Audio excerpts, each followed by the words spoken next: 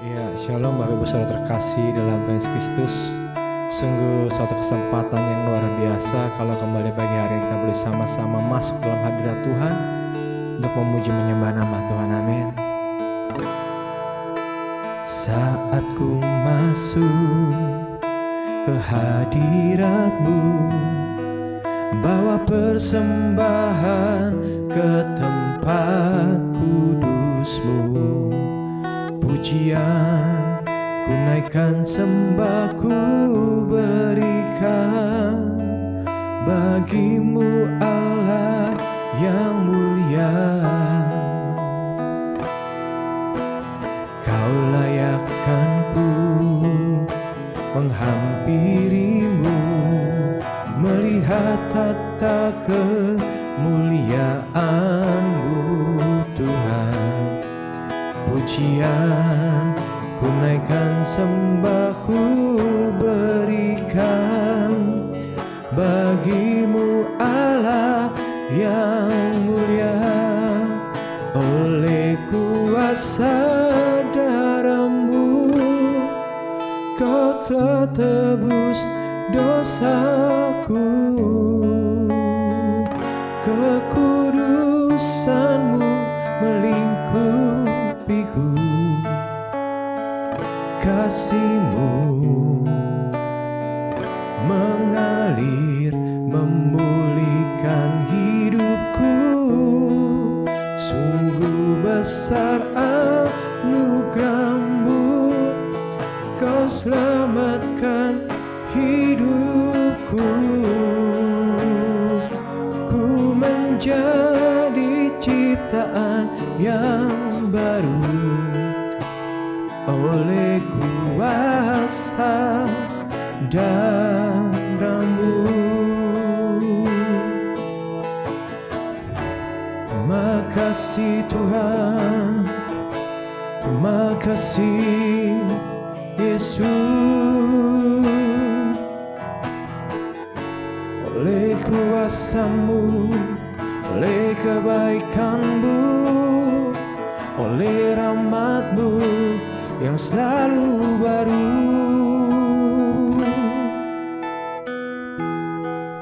Oleh kuasa darah-Mu Kau telah tebus dosaku.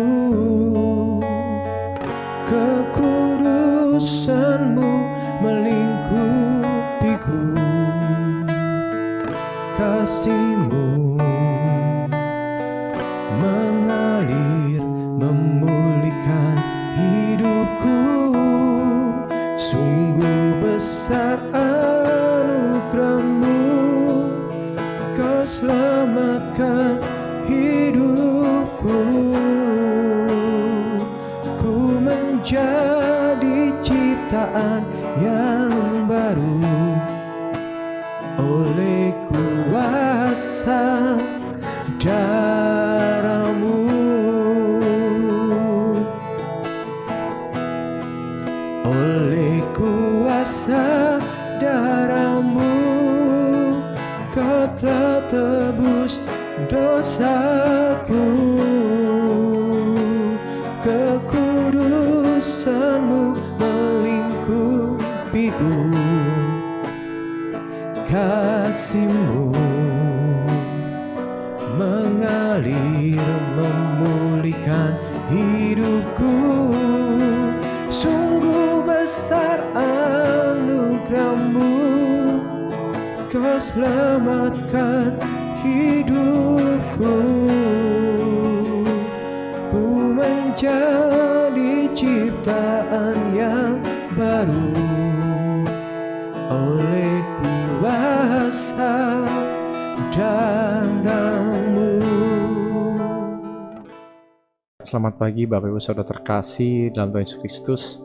Kembali ketemu lagi di Lin Kecil. Saya percaya kita semua dalam keadaan yang baik-baik saja di dalam anugerah perkenanan Tuhan, kasih karunia Tuhan yang luar biasa dalam kehidupan kita. Mari biar kiranya seluruh aktivitas kita hari ini boleh memuliakan nama Tuhan, menyenangkan hati Tuhan, dan menjadi terang berkat kesaksian bagi sekeliling kita. Seperti sebatang lilin yang terus dapat menerangi sebuah ruangan, yang berada dalam kegelapan. Amin. Mari kita satu dalam doa. Bapa, terima kasih, kami percaya Engkau ada tengah-tengah setiap kami. Kami percaya Engkau mau mengajar setiap kami, Engkau membimbing kami. Nyatakan isi hatimu ya Tuhan, nyatakan pribadimu Tuhan pada setiap kami. Kami butuh Engkau Tuhan, kami butuh pimpinanmu, kami butuh hikmatmu Tuhan di dalam menjalani kehidupan kami sehari-hari, sehingga kami memiliki kehidupan yang menyenangkan hati Tuhan, yang mempermuliakan nama Tuhan, yang berkenan kepada Tuhan. Terima kasih banyak Bapa, sampaikanlah isi hatimu Tuhan, dan sembunyikanlah hamba-Mu yang sangat jauh dari sempurna ini Tuhan di balik kayu salib-Mu Tuhan, karena hamba bukanlah siapa-siapa. Tabir anugerah-Mu saja dan kasih karunia-Mu saja memampukan setiap kami untuk sama-sama belajar mengenal pribadi-Mu melalui penulisan firman-Mu saat ini. Di dalam nama Yesus Kristus Tuhan kami bersyukur dan berdoa. Amin. Ya, puji nama Tuhan. Bapak Ibu Saudara terkasih, di tengah-tengah kehidupan kita saat ini yang penuh dengan ketidakpastian, yang penuh dengan perubahan yang begitu cepat, diperlukan satu konsep, satu cara yang harus kita kembangkan setiap harinya, itu yang bernama ikhlas. Apa sih sebenarnya ikhlas itu? Simple. Kalau menurut saya yang dinamakan ikhlas itu adalah kita berusaha untuk berdamai dengan keadaan kita. Kita berusaha untuk menerima hal-hal yang di luar kontrol kita, di luar kendali kita. Contohnya apa Bapak Ibu? Contohnya pendapat orang tentang kehidupan kita. Pendapat orang tentang apa yang kita kerjakan, apa yang kita perbuat. Seringkali orang itu memang mereka hanya mengatakan apa yang mereka tahu. Mereka berkata tentang sesuatu apa yang kita buat itu, iya semuanya mereka. Kita nggak bisa melarang mereka, dan saya juga tidak menyalahkan mereka juga. Itu memang hak mereka. Karena pertama mereka mungkin tidak begitu mengenal kita, tetapi mereka langsung menyampaikan saja apa yang mereka lihat tentang kita, is okay, nggak apa-apa. Dan jangan sampai hal-hal yang seperti itu membuat diri kita mengambil respon yang salah. Contohnya kita emosi, kita berusaha untuk membalas, apalagi kalau ada orang yang mengkritik kita karena satu dan lain hal, kita merasa kita lebih benar, lebih baik, dan lain sebagainya. Saya katakan nggak perlu saudara Bapak Ibu terkasih. Yang penting pada saat ada pendapat-pendapat yang negatif tentang kita cukup refleksi diri kita saja. Apakah yang kita buat, apa perbuatan kita itu sesuai dengan apa yang Tuhan mau apa tidak? Ya sudah gitu loh. Kalau memang ternyata apa yang kita buat itu benar di hadapan Tuhan, is okay gitu. Mereka mau berkata apa, berpendapat apapun tidak menjadi masalah buat saudara dan saya. Amin. Karena nilai hidup kita, kehidupan kita sehari-hari ditentukan oleh kebenaran firman Tuhan, bukan oleh pendapat orang, bukan oleh komentar orang di media sosial kita atau apapun. Tapi sejatinya adalah tentang masalah kita dengan Tuhan. Toh pada akhirnya nanti yang harus mempertanggungjawabkan apa yang kita lakukan itu adalah kita sendiri dengan Tuhan. Lebih baik pada saat ini kita lebih baik bergaul karib dengan Tuhan. Kita lebih baik intim dengan Tuhan. Lebih banyak membaca kebenaran firman Tuhan. Karena hal itu akan membuat kita menjadi lebih ikhlas. Lebih bisa menerima hal-hal yang jauh di luar kendali kita. Yang penting, yang terutama adalah kita sudah melakukan terbaik. Terbaik menurut apa yang kita tahu, apa yang kita mengerti, apa yang sesuai dengan kebenaran firman Tuhan. Bukan standar orang Bapak Ibu Saudara terkasih, tetapi standar yang sudah Tuhan tetapkan buat saudara dan saya. Karena setiap orang itu firman Tuhan katakan memiliki pertandingannya sendiri. Dan ketika kita gagal dalam satu dan lain hal, bukan berarti semuanya berakhir Bapak Ibu. Ketika pun kita mengalami hal-hal yang tidak baik, tidak menyenangkan dalam hidup ini, seringkali juga belum tentu itu akibat perbuatan kita yang tidak benar atau akibat kesalahan kita. Karena terbukti banyak orang yang sudah berusaha yang terbaik dalam hidupnya, memberikan terbaik, bahkan hidup takut akan Tuhan dengan jalan yang benar. Ternyata hidupnya malah hancur, berantakan. Ada ayat firman Tuhan, mari kita buka sama-sama yuk. Di dalam kitab Ayub. Dalam kitab Ayub pasal yang pertama ayat yang ke-21. Ayub mengatakan seperti ini kepada Tuhan. Katanya, dengan telanjang aku keluar dan dari kandungan ibuku, dan dengan telanjang juga aku akan kembali ke dalamnya. Tuhan yang memberi, Tuhan yang mengambil, terpujilah nama Tuhan. Tentu kita semua mengenal. Ayub mengatakan hal ini ketika dia melalui proses yang luar biasa. Apa salah Ayub? Gak ada yang salah di kehidupan Ayub. Ya seorang yang saleh, ya seorang yang benar. Bahkan Tuhan pun memuji kehidupan Ayub di hadapan iblis Bapak Ibu Saudara terkasih. Bahkan di hadapan anak-anak Allah yang pada waktu menghadap Tuhan. Betapa Tuhan memuji kebaikan-kebaikan Ayub. Namun senyatanya yang Ayub alami tidak seperti apa yang dia pikirkan Bapak Ibu. Bahkan yang hal-hal yang mengerikan. Dalam satu hari dia kehilangan segala-galanya. Kehilangan anaknya, kehilangan harta bendanya, kehilangan semuanya Bapak Ibu. Dalam satu hari saja. ketika sahabat-sahabat Ayub datang melihat Ayub, tadinya niat mereka baik untuk menguatkan Ayub. Apa yang terjadi? Bapak Ibu baca di rumah apa yang dialami oleh Ayub dari pasal yang kedua dan seterusnya sampai Ayub dipulihkan Tuhan. Seharusnya seorang sahabat-sahabat yang harusnya menguatkan Ayub, apa yang mereka lakukan? Mereka menghakimi Ayub, mengatakan Ayub banyak dosa, banyak salah, dan lain sebagainya. Di dalam dua pasal pertama dan pasal kedua, Ayub tidak bersalah kepada Tuhan. Tetapi di pasal selanjutnya, Ayub mengucapkan kata-kata yang kelihatannya dan memang benar, kata-kata yang mengutuk dirinya sendiri, bahkan kata-kata yang menentang Tuhan. Bahkan Ayub berkata, lebih baik dia mati, lebih baik dia tidak lahir. Kenapa Ayub sampai terjadi perubahan yang begitu drastis dari kondisi Ayub dan emosi Ayub saat itu? Jawabannya cuma satu, Bapak Ibu. Karena sahabat-sahabatnya datang bukan untuk menolong Ayub, namun justru menghakimi Ayub. Bapak Ibu baca. Kenapa saya bisa katakan sahabat-sahabatnya menghakimi Ayub? Karena di pasal terakhir dari kitab Ayub, Tuhan menegur sahabat-sahabat Ayub. Bahkan Tuhan mengatakan kepada sahabat-sahabat Ayub, kamu tidak berkata hal yang benar tentang aku, tentang Tuhan, seperti hambaku Ayub. Wow, Bapak Ibu Saudara terkasih, betapa fatal kalau kita mendasarkan kehidupan kita dari pendapat orang lain, dari ukuran standar hidup orang lain, Bapak Ibu. Oleh karena itu, penting banget setiap hari kita memulai hari kita dengan kebenaran firman Tuhan. Jadi kita mengerti apa yang menjadi standar Tuhan dalam kehidupan kita. Dan betul apa yang terjadi dialami oleh Ayub berikutnya. Tuhan pulihkan keadaan, Tuhan berkati Ayub dengan begitu luar biasa. Tetapi melalui proses yang sangat menyakitkan, yang sangat berat. Ayub kehilangan semuanya, kehilangan keluarga, kehilangan harta benda, kehilangan kesehatannya. Bahkan Ayub pun masih dihakimi, dipersalahkan oleh sahabat-sahabatnya. Seakan-akan apa yang Ayub alami oleh karena dosa dan kesalahan Ayub. Ini mengajarkan kepada saudara dan saya agar kita bisa memiliki damai sejahtera yang sejati, yaitu apa? Keikhlasan yang sejati dalam kehidupan kita. Sehingga pada saat kita mengalami masalah, kita tetap bisa memuji nama Tuhan. Pada saat kita mengalami persoalan kehidupan, kita tetap bisa menyembah Tuhan. Karena apa? Karena urusannya bukan kita dengan masalah kita, bukan kita dengan orang lain, bukan kita dengan sekeliling kita, tetapi urusan kita hanya kita dengan Tuhan, Bapak Ibu Saudara terkasih. Yang penting relasi dan kehidupan kita dengan Tuhan, itu yang paling utama. Karena memang yang bisa kita kontrol, yang bisa kita kendalikan, yang bisa kita rubah adalah diri kita sendiri, dan bagaimana kita menyikapi keadaan-keadaan yang terjadi dalam kehidupan kita dengan tuntunan pimpinan Tuhan. Daripada kita membela diri kita terhadap gunjingan, fitnahan, atau kata-kata orang lain yang menjatuhkan kita, kenapa kita tidak ambil waktu untuk kita merefleksikan diri kita di hadapan Tuhan dengan membaca kebenaran firman Tuhan? Toh kita juga tidak bisa membatasi orang mau bicara apa tentang kita. Bukan begitu, Bapak Saudara terkasih. Bebas saja mereka mau berkata apa. Dan itu hal yang wajar gitu loh. Yang penting kita tetap di dalam kasih, kita tetap mengasihi mereka, kita tetap berdoa buat setiap mereka.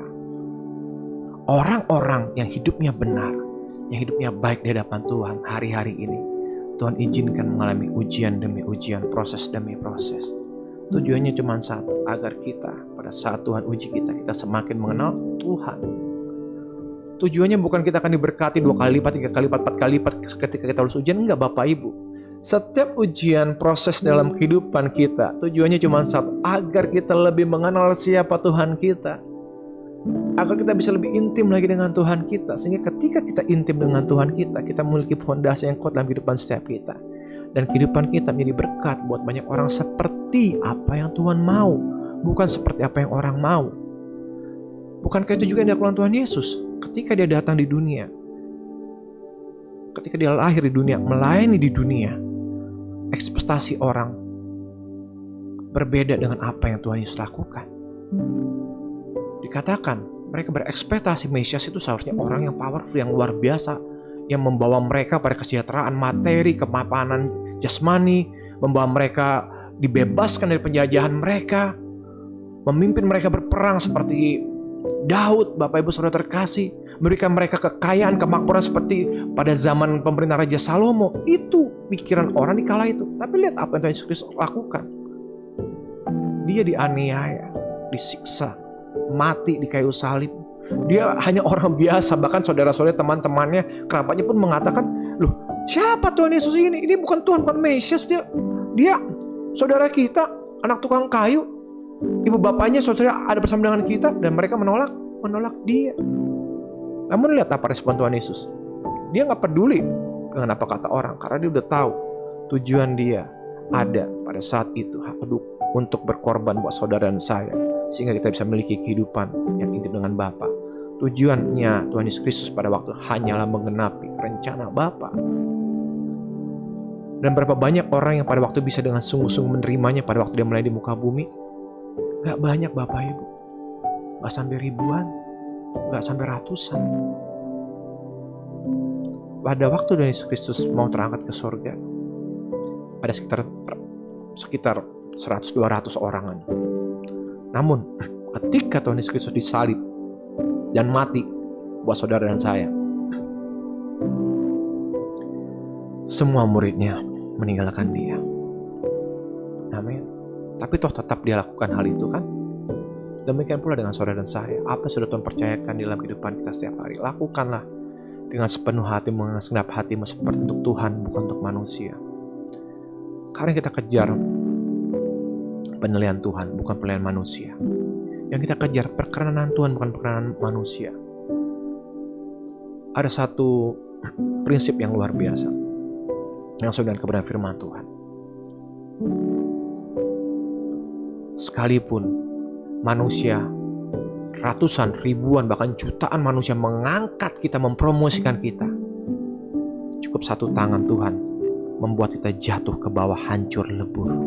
Namun sebaliknya, ratusan juta orang, ratusan juta manusia ingin menghancurkan kehidupan kita, cukup satu tangan Tuhan yang menolong, mengangkat kita dan mempromosikan kita. Karena ketika Tuhan buka pintu buat saudara dan saya, tidak ada satupun orang yang bisa menutupnya.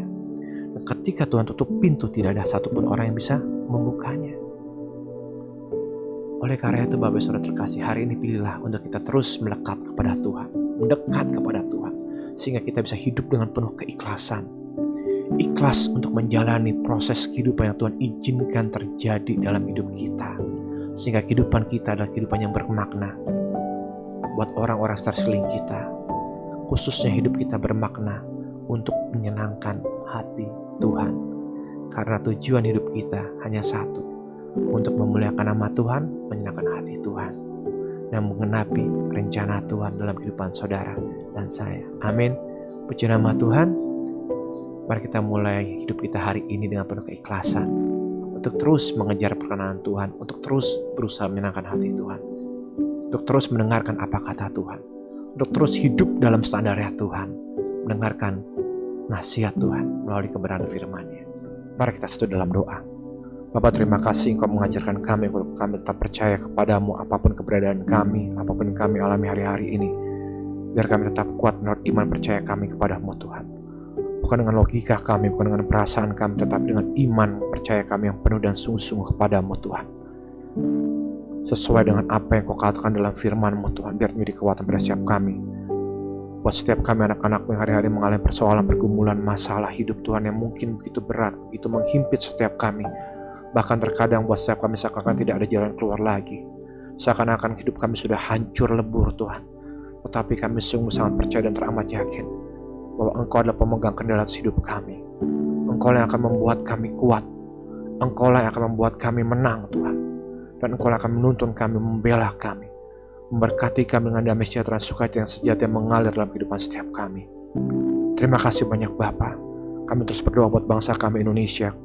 Damai sejahtera sukacita ilahi-Mu nyata buat pemimpin bangsa ini, Presiden, Wakil Presiden, Kabinet, Menterinya Tuhan, anggota MPR, DPR, KPK, MK, TNI, Polri, setiap lembaga-lembaga, eksekutif, yudikatif, legislatifnya Tuhan, pakai dengan dasar ajaib luar biasa untuk menyatakan kemuliaan, untuk menyatakan damai sejahtera, untuk menyatakan shalom atas bangsa kami. Terima kasih Tuhan buat bangsa kami, anugerah-Mu nyata sempurna Tuhan. Dan kami akan mulai aktivitas kami dengan doa yang Tuhan Yesus Kristus ajarkan sendiri. Bapa kami di surga, dikuduskanlah nama-Mu, datanglah kerajaan-Mu, jadi kehendak-Mu di bumi seperti surga. Berikanlah pada kami pada hari makan kami cukupnya. Dan ampunilah kami akan kesalahan kami, seperti kami pun mengampuni yang bersalah pada kami.